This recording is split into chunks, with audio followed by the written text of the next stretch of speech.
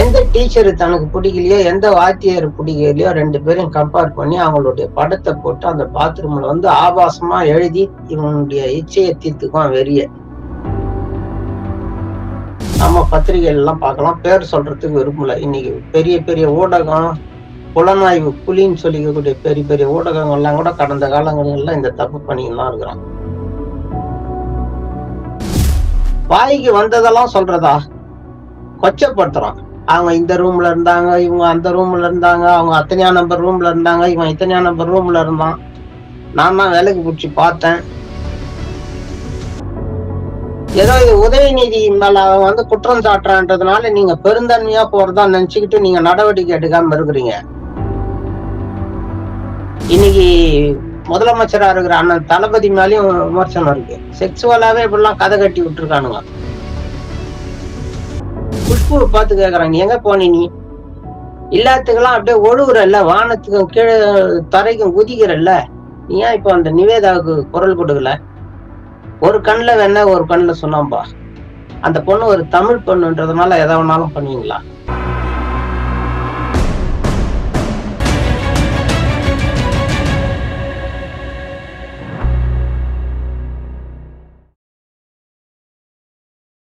இளைய சூரியன் நேயர்கள் அனைவருக்கும் வணக்கம்.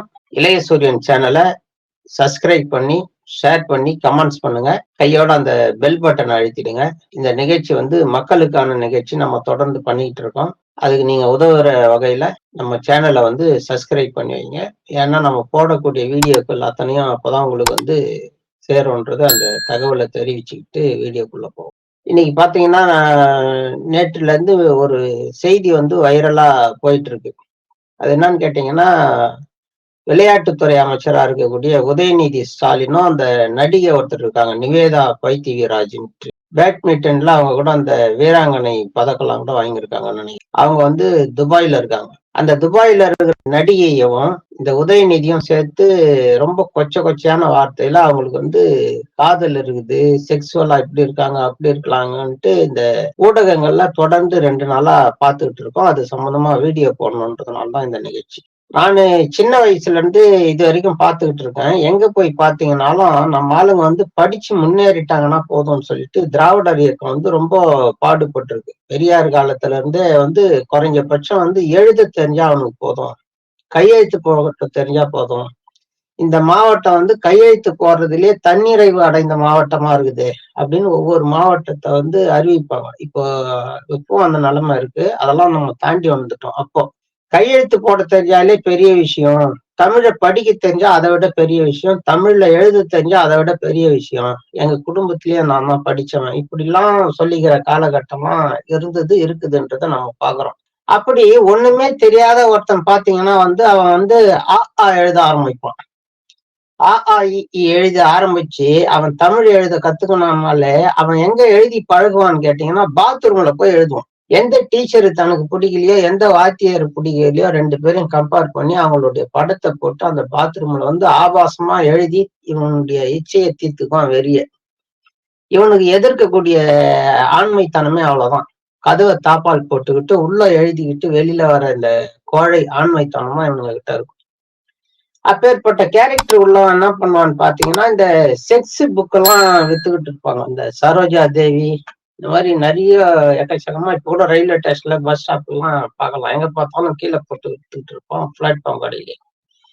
அதெல்லாம் வாங்கி படிக்கிறது தான் இவனுடைய நோக்கமா இருக்கும். அதை தவிர நல்லதை வாங்கி இவனுங்க படிக்கிறது இல்ல. அரசியல், சமூக பிரச்சனை, எவ்வளவு நாட்டு நடப்புலாம் இருக்கு, அதெல்லாம் வந்து படிக்க மாட்டானுங்க.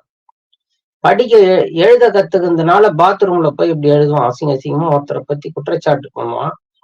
இதுல வந்து விதிவிலக்கானவங்க கலைஞரும் தப்புனது இல்ல, ஜெயலலிதாவும் தப்புனது இல்ல, எம்ஜிஆரும் தப்புனது இல்ல. அந்த வகையில அவன் வந்து படிக்க கத்துக்கணும்னு வைங்களேன், அவன் போயிட்டு இந்த மாதிரி ஆபாச புத்தகங்களை வாங்கிதான் படிப்பான்.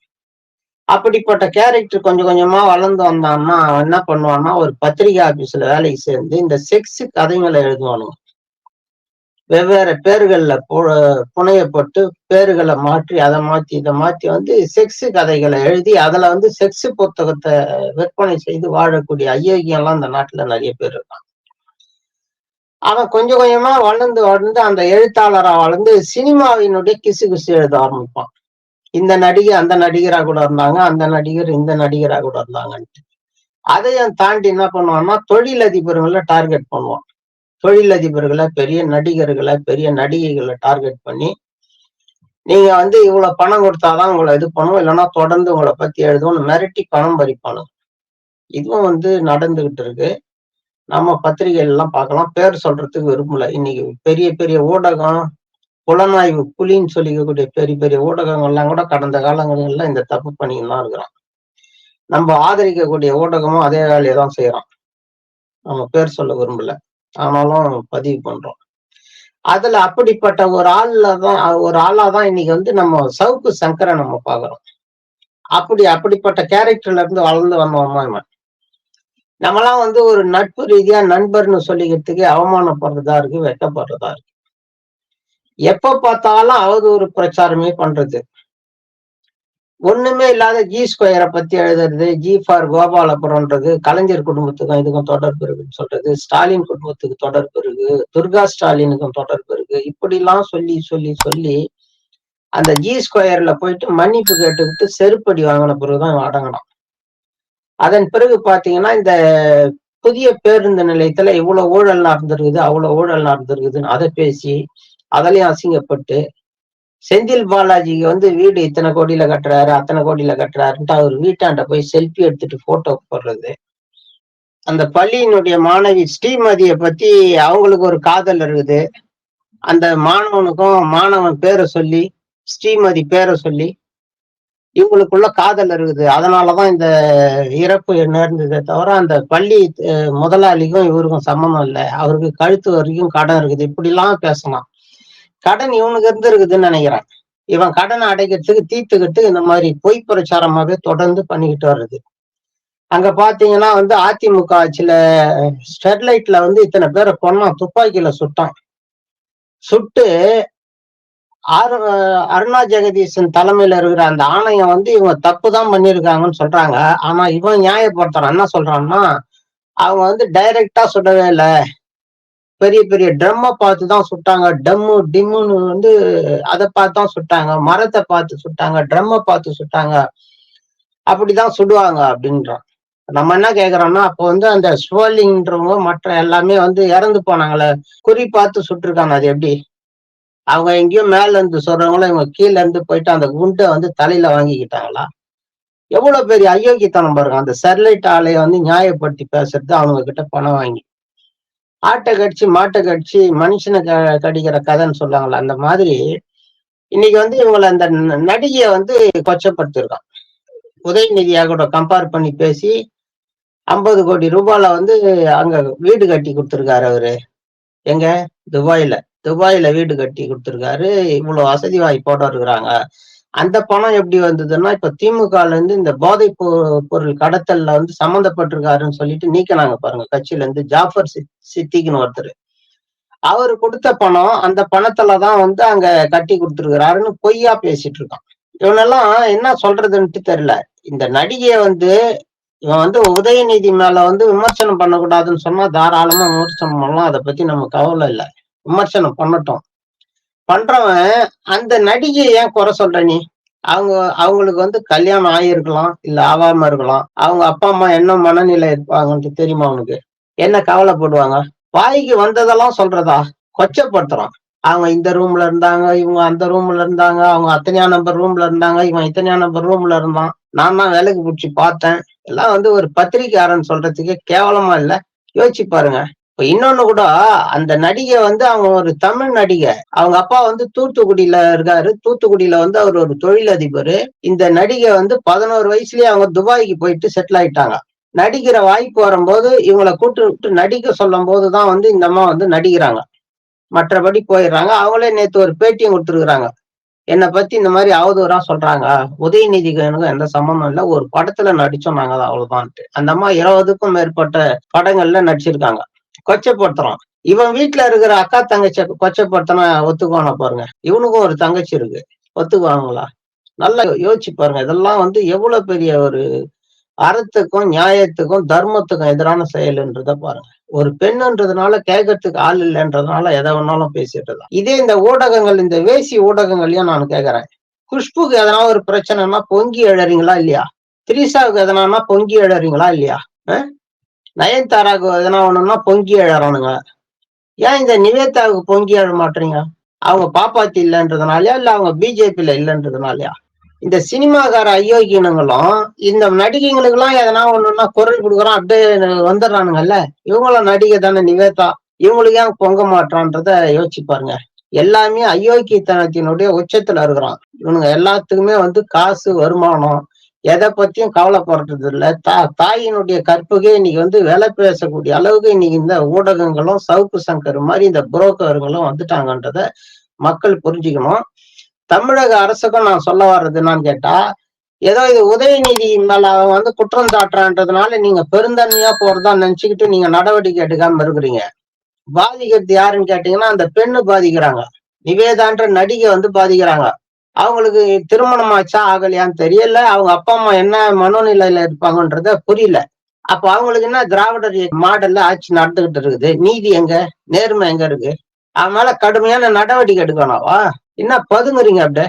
உதயநிதியா இருந்தாலும் சரி, மற்ற எல்லாருமே கேக்குறேன். இந்த காவல்துறையை கேட்டோம் கேக்குறேன். எப்படி அவதூறு பரப்புறத நீங்க ஒரு பெண்ணு மேல அனுமதிக்கிறீங்கன்னு தெரியல. நீங்க கடந்து போலாம். அரசியல்ல இருக்கிறீங்க, 1000 விமர்சனம் வரும். பெரியார் மேல இல்லாதது இல்ல, அண்ணா மேல, கலைஞர் மேல, எல்லார் மேலயும் விமர்சனம் இருக்கு. இன்னைக்கு முதலமைச்சரா இருக்கிற அண்ணன் தளபதி மேலயும் விமர்சனம் இருக்கு. செக்சுவலாவே இப்படிலாம் கதை கட்டி விட்டுருக்கானுங்க. உதயநிதியை சொல்றது பெரிய மேட்ரு இல்ல அப்படின்னு நீங்க கடந்து போக கூடாது. இது வந்து ஒரு பெண்ணை சம்மந்தப்பட்டு பேசிட்டு இருக்கான். உங்களை பத்தி ஊழலை பத்தி பேசுறானா, அதை பத்தி பிரச்சனை இல்லை. அரசியல் ரீதியா எதிர்க்கிறானா, அதை நீங்க பாத்துங்க. நமக்கு அதை கவலை இல்லை. நாம வந்து ஒரு பெண்ணிய போராளியா இருக்கிறதுனால, பெரியார் சிந்தனையாளர்களா நம்மளாம் இருக்கிறதுனாலதான் நம்ம இந்த கேள்வியை கேட்க வேண்டியதா இருக்கு. அந்த பெண்ணுக்கு அப்ப யாருதான் குரல் கொடுக்கறது? மகளிர் அமைப்புங்க நீங்கெல்லாம் எங்க போனீங்க? குஷ்புவை பார்த்து கேக்குறாங்க, நீ எங்க போனீ? நீ எல்லாத்துக்கெல்லாம் அப்படியே ஒழுகுறல்ல, வானத்துக்கும் கீழே தரைக்கும் குதிக்கிறல்ல. நீ ஏன் இப்ப அந்த நிவேதாவுக்கு குரல் கொடுக்கல? ஒரு கண்ணுல வேணா ஒரு கண்ணுல சொன்னாம்பா. அந்த பொண்ணு ஒரு தமிழ் பொண்ணுன்றதுனால எதை வேணாலும் பண்ணுவீங்களா? அது வந்து விளையாட்டு வீராங்கனை. பேட்ஸ்மேட்டிங் பட்டம்லாம் வாங்கியிருக்கு, விருதெல்லாம் நிறைய வாங்கியிருக்கு. வளர்ற வயசுல அந்த பெண்ணை ஏன் இப்படி கெடுக்குறீங்கன்னு தெரியல. அவங்களுடைய கேரக்டரை கொச்சப்படுத்துறீங்கன்னு தெரியல. அரசும் நடவடிக்கை எடுக்க மாட்டேங்குது. இந்த மகளிர் அமைப்புகளும் நடவடிக்கை எடுக்க மாட்டேங்குது. குஷ்பு மாதிரி பெரிய மேதாவிகளும் இதுக்கு குரல் கொடுக்க மாட்டாங்கன்னா எப்படின்னு எனக்கு தெரியல. இது வந்து திராவிடர் இயக்க மாடல் ஆட்சியில பெண்களுக்கு வந்து பாதுகாப்பு இல்லைன்றது ரொம்ப சொல்றதுக்கே அசிங்கமா இருக்கு. அதனால உரிய நடவடிக்கை இந்த சவுக்கு சங்கர் மாதிரி வந்து இந்த புரோக்கருங்க லாஜில புரோக்கர் வேலை செய்யறான் பாருங்க. இந்த வேலையை தான் இவன் செய்துகிட்டு இருக்கான். இவன் மற்ற ஊடகங்கள் இந்த மாதிரி அவதூற பரப்புறவங்களெல்லாம் வந்து இப்போ குழந்தை கடத்தல் மற்ற கடத்தல் எல்லாம் வந்து தவறா விமர்சனம் பண்ணீங்கன்னா கடுமையான தண்டனை கொடுப்போம்ட்டு அந்த மாவட்ட கலெக்டர் இன்னைக்கு காலையில அறிக்கை கொடுத்திருக்காரு. மகிழ்ச்சி. விஷம பிரச்சாரம் யாரு பண்ணாலும் அவங்க மேல நடவடிக்கை எடுப்போம்ட்டு அரசே அறிக்கை கொடுத்திருக்குது. மகிழ்கிறோம், பாராட்டுறோம். இதுக்கு பேர் விமர்சனம் இல்லையா? இதுக்கு பேர் கேவலம் இல்லையா? ஒரு பெண்ணை வந்து இந்த மாதிரி வந்து கேரக்டரை கொச்சப்படுத்துறான். இதையும் அரசு அனுமதிக்குதுன்னு தெரியல. காவல்துறை என்ன பண்ணுதுன்னு தெரியல.